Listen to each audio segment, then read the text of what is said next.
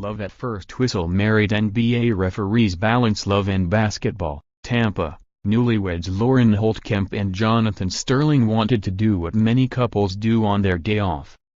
Run errands, take their dog to the park, watch episodes of House Hunters on HGTV and Black Mirror on Netflix. But Holtkamp and Sterling are not like any other couple. They are NBA referees, and on this late January day, it's a rare instance when they are home together. Mostly, they are crisscrossing the country away from each other days at a time during the season. This was the first time they had seen each other in 3 weeks. We've learned it's quality over quantity, and we manage expectations around quality over quantity in season, Holtkamp, 37, told USA Today Sports. Quality is getting to have a night home together and just spending time with each other doing basic, day-to-day things. Running errands is quality time, Sterling, 35, said. The season is one extended long-distance relationship, made manageable by finding days when they're both home, utilizing FaceTime, meeting in other cities when their schedules allow it, text messages and leaving diary-like notes to each other in a shared email account. Part of the magic of making things work is being able to keep life going when you're on the road and away from home, Holtkamp said. Said Sterling, each year since the year we met is a learning process, from a relationship standpoint to a professional standpoint. Each year we're evolving and learning how to handle certain things differently and better. This month, they will see each other once for a few days over All-Star Weekend.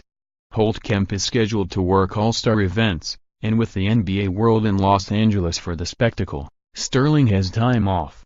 The NBA sends referees their schedules a month in advance.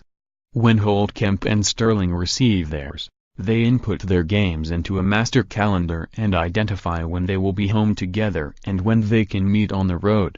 The calendar is essential to Holtkamp because it provides her a countdown to the next time she can see Sterling.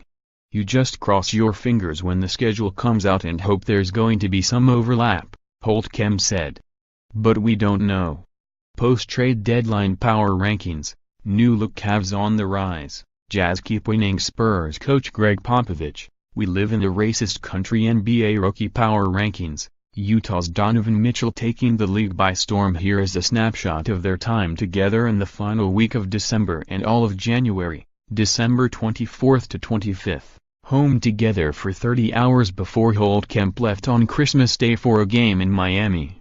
January 1st to 4th, they each riffed games on New Year's Eve in separate cities, and Sterling had a few days off after his December 31 game, so he flew from Phoenix to Los Angeles where Holtkamp was scheduled to work a Clippers game on January 2nd and a Lakers game on January 3rd.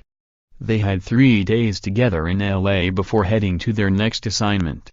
Jan 5-7, following a January 5th game in Portland, Holtkamp took a red-eye to Orlando where Sterling had a game on January 6th. They got to see each other after Sterling's game, and he drove Holtkamp to the airport the next morning for her next game in Minneapolis. January 23rd to 25th, home together in Tampa.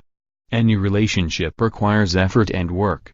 Theirs requires overtime, and Holtkamp and Sterling, who married on June 10, tinker with ways to make the long absences easier. This season, it's the increased use of FaceTime, and the shared email account, which they started in the past 2 months. That has made it easier for them to keep each other updated on their day-to-day activities, especially when travel and different time zones prevent them from communicating directly. It's a place where they can share everyday experiences that most couples talk about at home. What's special about a relationship is being part of someone's everyday life, Holtkamp said. What's going on today? How are things? We miss some of that. This is a way to bridge the gap. Sterling recently posted an entry detailing an unpleasant boarding experience after a long day. Holtkamp is reading Gloria Steinem's My Life on the Road, and a passage in the book resonated with her, so she shared it with Sterling. This is also our time capsule, Sterling said. We can go back years from now and go back to 2018 and go back to my first year and go back to specific days. There's a lot of things we can forget throughout the day, And it's cool to capture moments that were significant that day that we might not remember years from now. They will make up for the in-season long-distance relationship this summer with a trip to Europe, and for the first time since they met, neither will work this summer in FIBA or WNBA games. NBA MVP rankings: is DeMar DeRozan a legitimate candidate? NBA's buyout market: which players could be available? Cavs GM Koby Altman: trades were about improving culture, making team fun again. Their relationship is not a secret, and their marriage is acknowledged in the NBA's referees media guide. Some coaches, players and executives know, some don't. During a game this season, an NBA player addressed Holtkamp after she called a foul. "Come on Lauren, I can't believe it," the player said according to Holtkamp. "You want to talk about that play?" She answered.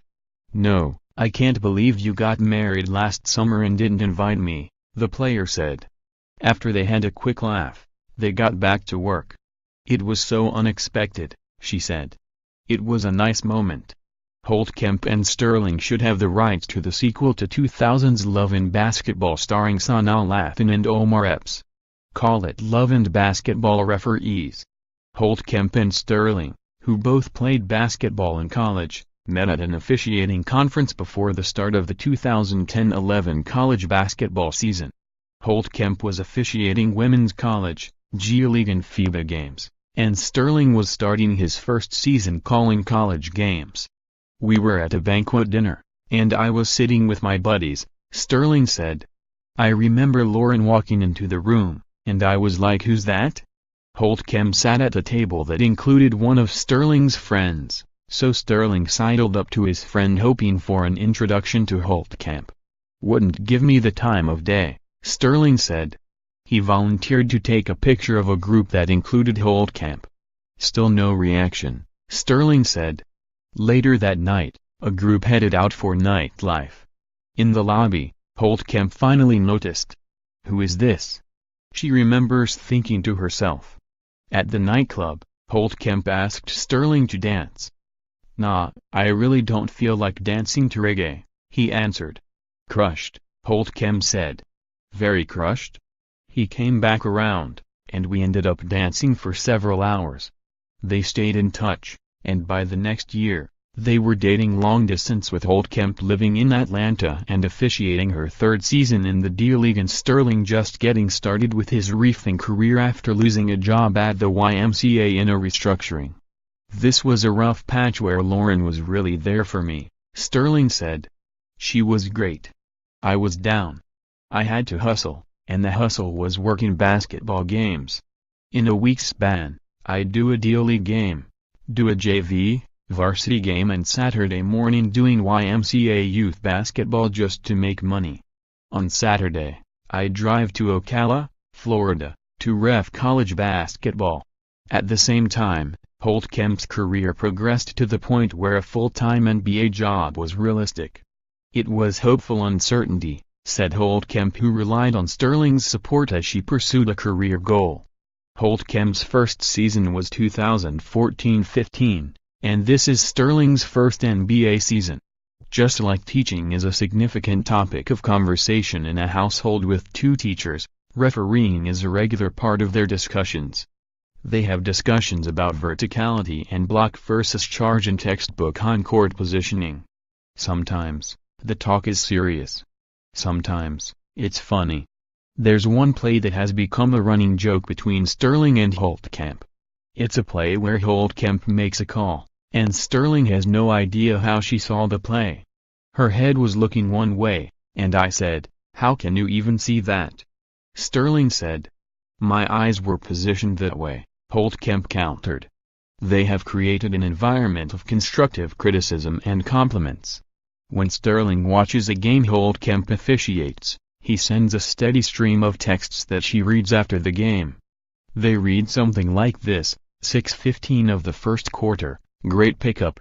7:32 of the second, I don't know about that one. Look at your facial expression on this play. What is Holtkamp's facial expression when she